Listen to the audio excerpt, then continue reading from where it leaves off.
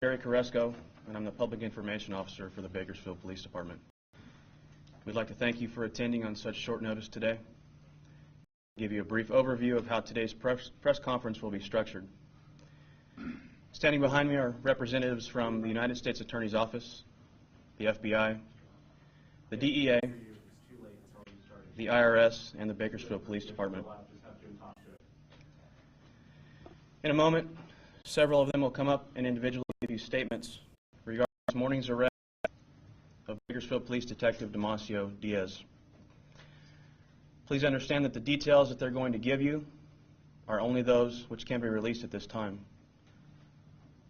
After this conference is over, and after they all speak, there will be a brief question and answer period. I ask that you be respectful of their answers and know that as soon as more information can be released, it will. The Chief of Police will be unavailable after this press conference today, so any questions you may have of him, let's get them out during the question and answer period. At this time, I'd like to invite the United States Attorney of the Eastern District of California, Mr. Benjamin Wagner, to the podium. Good morning. My name is Benjamin Wagner. I'm the United States Attorney, Eastern District of California. I want to thank Chief for hosting us here today. I'm joined this morning by a number of people who are up here on the stage with me. Monica Miller, who is the Special Agent in charge of the FBI. Next to her is John Martin, who is the Special Agent in charge for the DEA. Chief Williamson, of course. Jeff Hodges, who's the Resident Agent in charge of the IRS. Brian Delaney and Angela Scott are the Assistant U.S. Attorneys from my office who are handling this case. Justin Badger, an FBI Special Agent involved in the case, and there are a number of other individuals here in the room who are were involved in this investigation and are members of the agencies that I just mentioned. This morning, Bakersfield Police Detective Damacio Diaz, 43, of McFarland, was arrested in this building. He was charged in a 16-count indictment that was returned yesterday by a federal grand jury sitting in Fresno. That indictment was just unsealed. It charges Detective Diaz with 1 count of conspiracy to distribute and possess with intent to distribute methamphetamine between April of 2012 and February of this year. It also charges him with 3 counts of bribery, with 9 counts of attempted possession with intent to distribute methamphetamine, with 1 count of illegally disclosing the contents of a wiretap in order to interfere with a criminal investigation, and 2 counts of filing false federal tax returns. The indictment is the result of a multi-agency investigation over the last several months. The case was investigated by the FBI, the DEA, the IRS criminal investigations, with the very substantial assistance and participation of the Bakersfield Police Department. I want to start by acknowledging in particular the dedication of Chief Williamson and the men and women of his department who have worked long and hard on this investigation. The indictment alleges that Defendant Diaz was part of a conspiracy with a drug trafficker to engage in the business of distributing methamphetamine for profit over an extended period of time and to protect his ally in the methamphetamine trafficking business. And he did this in part by disclosing confidential law enforcement information. The indictment also alleges that Detective Diaz took in tens of thousands of dollars in bribes in 2012 and 2013 and 2014 in exchange for using his official position to protect a drug trafficker. You'll see in the indictment that the 3 counts of bribery are each based on a 1-year period, and each alleges more than $5,000 in bribes received during that 1-year period. The amount of bribes in this case is substantially in excess of that. The $5,000 and 1-year periods are jurisdictional thresholds for each of those bribery counts, and that's why they're charged in that fashion. The indictment also alleges that Detective Diaz embezzled funds that were intended to use to pay informants in drug trafficking investigations. The indictment also alleges that on numerous occasions between 2011 and 2013, Detective Diaz took possession of narcotics in the course of his official duties, but that he either stole the narcotics outright without submitting them to the evidence room, or he diverted a portion of the narcotics and submitted a smaller amount to the evidence room. The indictment also alleges that, in 2014, Detective Diaz obstructed a criminal investigation by disclosing a wiretap to his drug trafficking ally, who was one of the subjects of the investigation. Finally, the indictment also alleges that Detective Diaz filed false tax returns for each of the years 2012 and 2013, which significantly understated his income by failing to disclose funds that he had received through bribes, drug trafficking, and other related activities. The indictment in this case, of course, is just an allegation. Defendant Diaz is innocent unless and until proven guilty. He is expected to make his initial appearance this afternoon at 2:30 before U.S. Magistrate Judge Thurston here in the Bakersfield Federal Courthouse. When an officer misuses his badge to commit crimes for personal profit, it is the ultimate betrayal.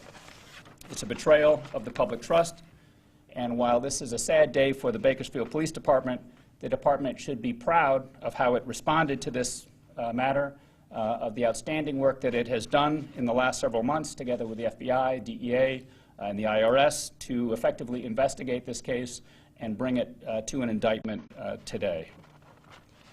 The investigation started early this year as a result of leads that were generated in an unrelated narcotics investigation. The investigation over the last several months has involved the interviews with numerous individuals, the service of process on bank accounts, the review and analysis of bank accounts relating to the movement of funds, the examination of Bakersfield PD records, including police reports, evidence room logs, and other materials. And I think that's about all that I'll be saying, or all that we'll be saying at the moment about the investigation that has led us here today. I want to commend all of the agencies that were represented here this morning for their hard work in this case. I also want to thank Assistant U.S. Attorneys Brian Delaney and Angela Scott of my Bakersfield office for their dedication in pursuing this case. And I'm going to turn the podium over now to Special Agent in Charge Monica Miller of the FBI. Monica. Thank you, Ben. Good morning, everyone. Ben Wagner has said it best, so I just want to echo what he has said and thank and commend the wonderful, extraordinary work done by the various agencies. These cases are unique and they're difficult to investigate, and it takes a team, and we had that in this matter. It's garnering the amount of attention it is because these cases are unique, and it is in no way indicative of the professionalism of most law enforcement up and down this valley and at the Bakersfield Police Department. So thank you for your attention in this matter, and thank you again, everyone, for your help, the assistance, the commitment to ferret out police officers that may betray our trust. So thank you. John? I'm so sorry, John. No, Good morning. My name is John Martin with the DEA. The Bakersfield Police Department, from the top down, provided immediate and thorough assistance in this investigation.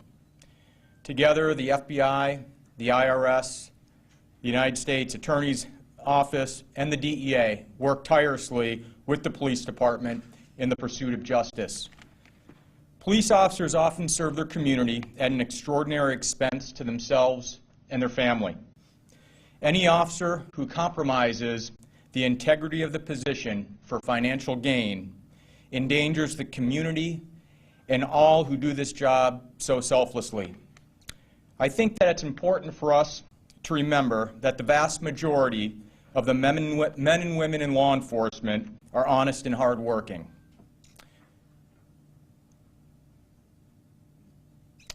They go to work every day with one thing in mind: to protect and serve their community. I would like to thank the FBI, the IRS, the U.S. Attorney's Office, and the Bakersfield Police Department for their outstanding cooperation in this investigation. This partnership resulted in today's indictment, which describes conduct that does not exemplify the high standards typically exhibited by the law enforcement community. Thank you. Hi, thank you.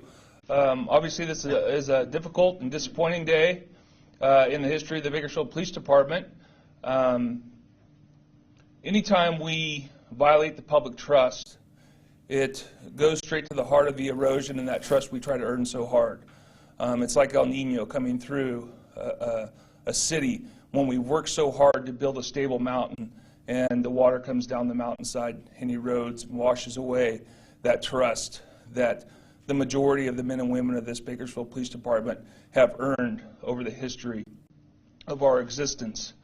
I can tell you that by no means is this one incident indicative of the hard work and dedicated men and women of this Bakersfield Police Department. It obviously saddens me, the outcome. I can say that I'm very proud of the detectives and all the officers and officials that have been involved in this investigation, because we do police our own. And when things like this happen, we don't want individuals working at this department who have done just what I said, erode that trust and tarnish that badge that we work so hard to earn, and we work so hard to uphold the oath that we take when we put it on. I would also like to inform you that since the inception of this investigation, the minute that we heard of this investigation beginning, our officers were on board with all the agencies that have spoken already. Detective Diaz was immediately placed on administrative leave with pay. He remains there at this time. We received the indictment late yesterday afternoon from the U.S. Attorney, and that will be sent over to our administrative investigation team, who has been working internally on this incident and this investigation since the inception of the investigation as well.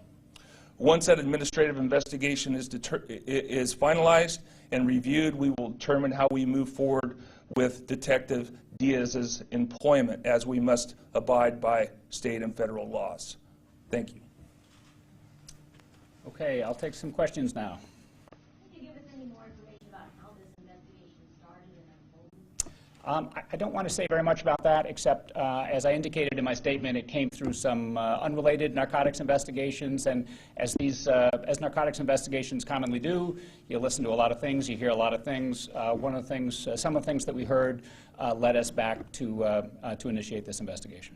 When did this investigation start? It was early part of this year. I think it's fair to say about February. Are there any other arrests connected to this? No other arrest contemplated at this time. So, you never say never about these things, but we don't anticipate any other arrests at this time relating to this matter. What about the drug dealer he was allegedly working with or ally? He's been separately prosecuted. How did he know Guillermo Magallanes? I don't know, but their relationship had gone back quite some time, number of years. Did they get arrested at some point? Were they friends? I can't speak to that. I know that Mr. Magallanes has been an informant for quite some time and had worked on a number of cases here in the Bakersfield area over the last several years. What happened to the drugs that he took or did not completely turn into entirely to the... So, were they sold? Did he use them personally? We don't know the answer to all of that. Certainly we know that, or it's alleged in the indictment that Detective Diaz was essentially working in concert with drug traffickers, and that, as alleged in the indictment, he was diverting narcotics that were obtained in the course of investigations and not turning them in. We also, as indicated, we know that there was a considerable amount of cash income that came to Detective Diaz, but beyond that, a lot of the details are not known for sure. How much money are we talking about in bribes? I know you suggested more than 5,000. Can you put a ball? It's in the many tens of thousands, and I think that's about all I want to say about that. We're continuing to analyze that issue. Was this meth connected to any Mexican drug cartels or things like that? This is Bakersfield. A lot of meth trafficking in Bakersfield is connected to Mexican-originated drug trafficking organizations, but beyond that, I don't think I want to say anything more about that. How long has this officer been with the department? I thought you might have that. Yes, Detective Diaz, I believe he'd been with the department for 17 years, and prior to that, he'd been with Tulare County Sheriff's Department. And I understand what you're saying about working diligently on this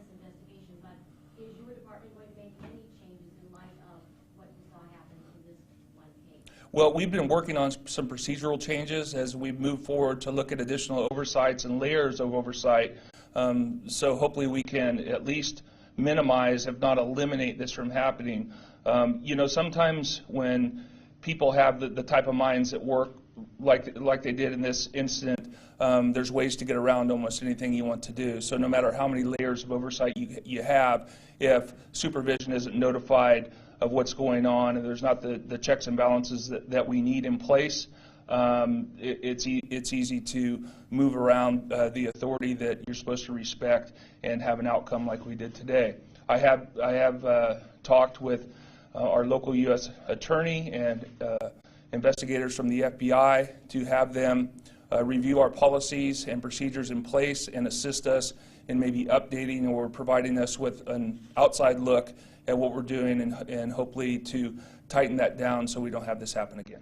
Chief, what is the policy? Can you describe? Is there a certain person that's supposed to check after he turns something in? Who checks this stuff? Well, it's not exactly clear, but I'll tell you this: it does say that there's supposed to be, when we're dealing with informants, there should be 2 people present, and then there's our checks and balances when drugs are seized and money is exchanged, and there's supposed to be initials placed and those types of things. And my understanding, without getting far into the investigation, because I have read the indictment, that was skirted around the supervision, and then things weren't booked, and money and drugs were missing. Is there any suggestion that other people may be in trouble because of this procedurally within your department because they missed this? Not that I'm aware of at this point. This is a celebrated member of the McFarland USA team, in addition to being a detective with the Bakersfield Police Department. What kind of charge does that put on that image as well? I'm lost for words. I don't know what you're getting at, where we're going. He was a hero. He was okay. interviewed nationwide. He was celebrated as a good guy, and now we're hearing that he was assisting a drug dealer. Well, I think it goes to show that sometimes the portrayal of images and good work that has happened in the past sometimes comes to what we find today, and that people aren't always what they seem. Chief, when you first heard about this personally, what were your thoughts? How did Oh, I was devastated. I think everybody that was involved was devastated. I mean, you have a person that's placed in an entrusted position, and when we move into the area of investigator and detective positions, they run with a minimal supervision, not like we would with our younger people who are working in patrol and other assignments that need more intensive supervision. So when you violate not only the public trust, but you violate the trust of the department, it's devastating to everybody here. She was just curious, when we contacted the department back in April about Damacio being on leave, and we also contacted Damacio, both the department and Damacio said he was recovering from knee surgery. Why not just announce at the time that, you know, why make a story up, I guess is what I'm getting at here. I don't think I ever made that statement. I can tell you that. Thank you for acknowledging that. I did not make a statement that something was wrong with his knee.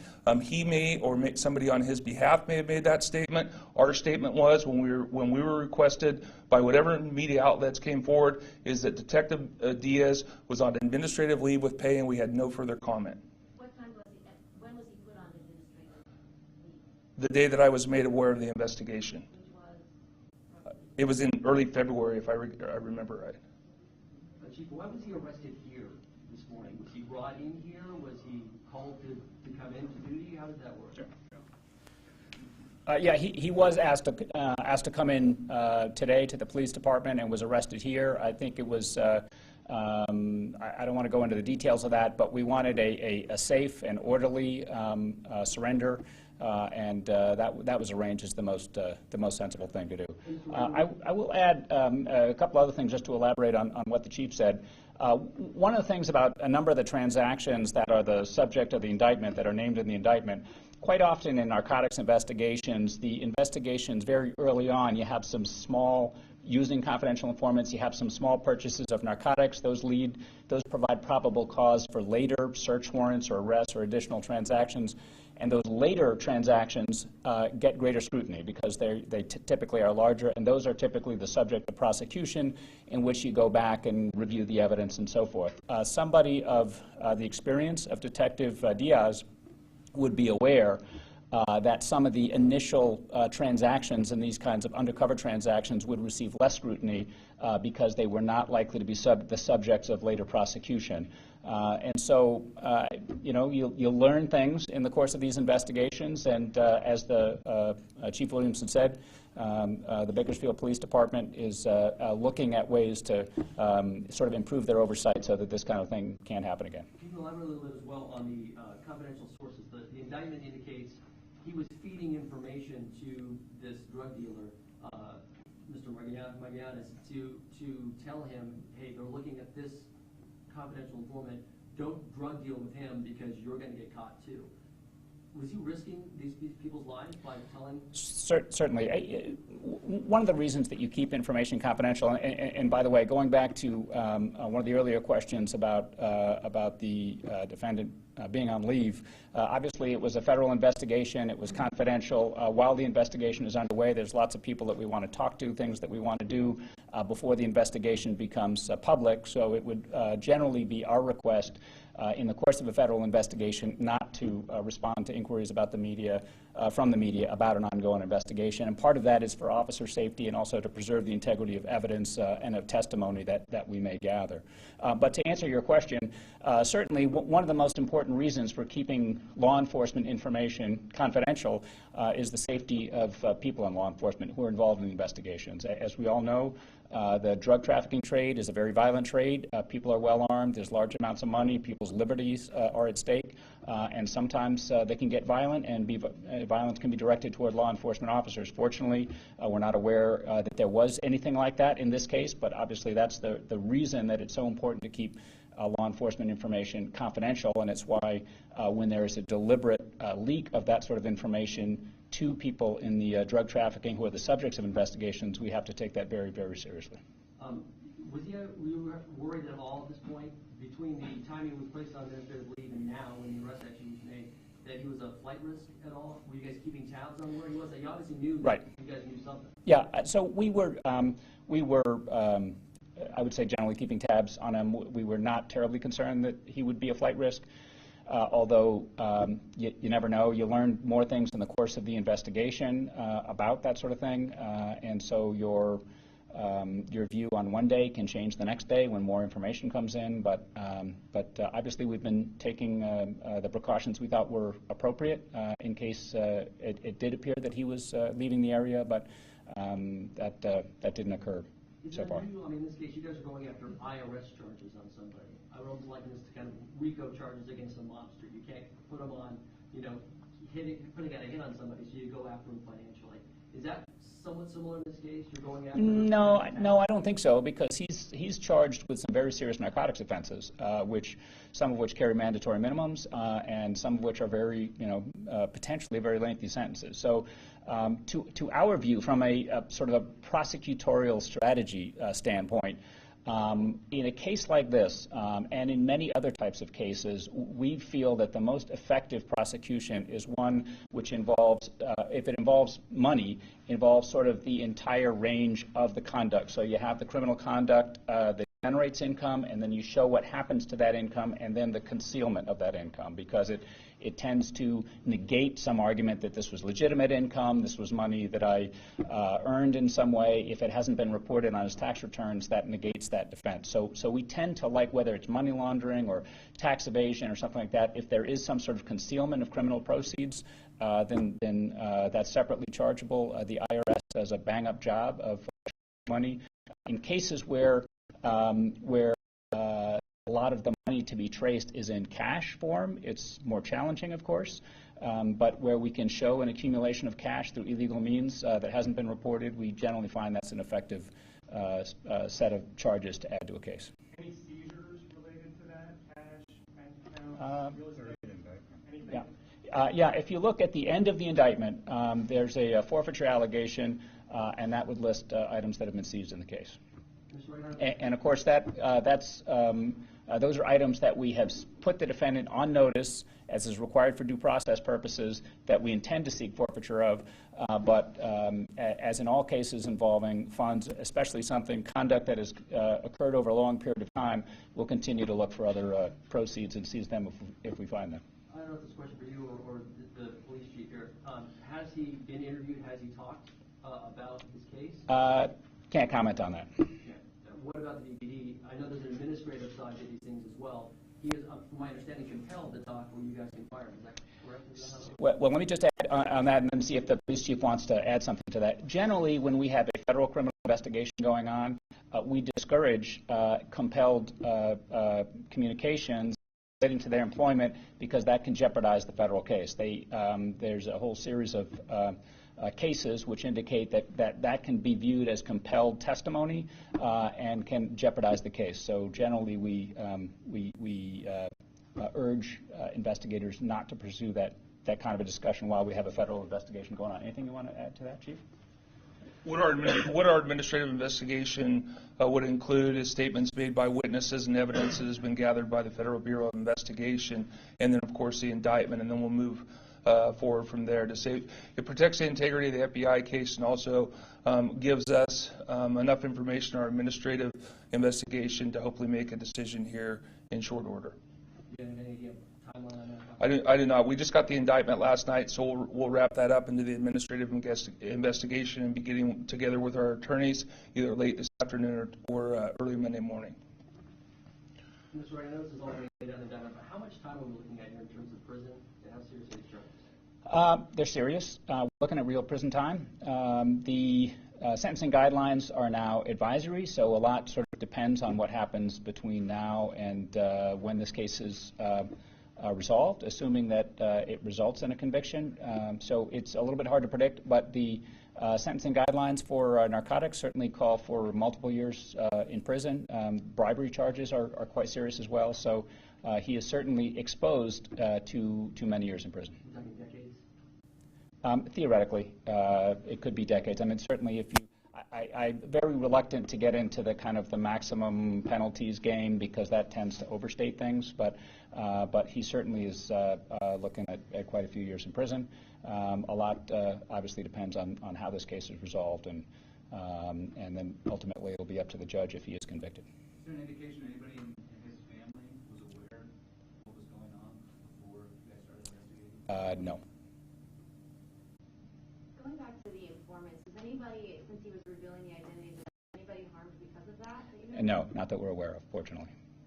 So obviously when you become, and I will say that the indictment in this case alleges activity over about a 4-year period, a very long period of time. And so some of the information that we received in the course of the investigation, which really has been underway since early this year, was historical in nature. And so it's a little bit, as we go back and sort of compile as many facts as we can, it's a little bit unclear, what damage was caused by those disclosures. But certainly we have learned that there has been damage to investigations. There always is when there's information like this. It's hard to know what opportunities were lost because of the disclosure of information, but certainly it was damaging. We don't know that anyone was physically injured as a result of it, fortunately, and difficult to say kind of what opportunities were missed or how much damage was done. I mean, we look at this indictment and suggest that he was able at one point to cut a methamphetamine thing that he was supposed to be looking into in half with Epsom salts. Correct. How was he able to do that? Is there any steps, I know the chief was kind of alluding to this, in which there's two people having eyes on those drugs at all time, kind of like the deflategate, if you will, or somebody's supposed to be monitoring those balls at all times? Well, without getting into too many specifics, because we're still looking at this, as I mentioned earlier, many of these transactions were sort of very preliminary transactions, and Detective Diaz, because he was so experienced as a narcotics detective, had relations with informants. It appears that he realized he was in a position to, at least some of the time, access narcotics without the supervision of other law enforcement officers. So in more significant cases where there are search warrants, that sort of thing, I think it's pretty safe to say that sort of conduct would not be possible. But over the course of these 4 years or so, Detective Diaz, it's alleged, found a number of opportunities where he could do that. Where he's essentially helping put drugs on the street. Exactly. Any other questions? Okay. Sorry, if we go back to the chief just very quickly, can Yes. you just give us a rundown just on Detective Diaz's character as far as beforehand? I know you already said he was on minimal supervision because of his position. Right, like I said, he came to us approximately 17 years ago and worked as a patrol officer. I believe he was promoted to detective in 2006. So he's been an experienced detective, 9 years on in the investigation division. He's worked a variety of assignments, and I think that he really found his niche according to what we thought was his niche, and obviously it's led to this incident or 4 years of incidents in the Narcotics Bureau. He was involved with the department in various aspects. I know obviously he was a runner, and that was evident from the movie that he was in. And he did work on it with our Baker to Vegas team and ran in that, and so that's kind of a team that there's a lot of esprit de corps and spirit in the department, and so I remember that he was a part of that as well. Is there any other signs of problems in his personnel file suggesting, hinting at something like that? No, not that I'm aware of, no. It was a surprise. Okay. Thank you very much for coming. I know some of us will be around for a few more minutes before we depart. Thank you for coming. And again, I want to thank all the agencies that are here today, and particularly Chief Williamson. Thanks very much. Thank you.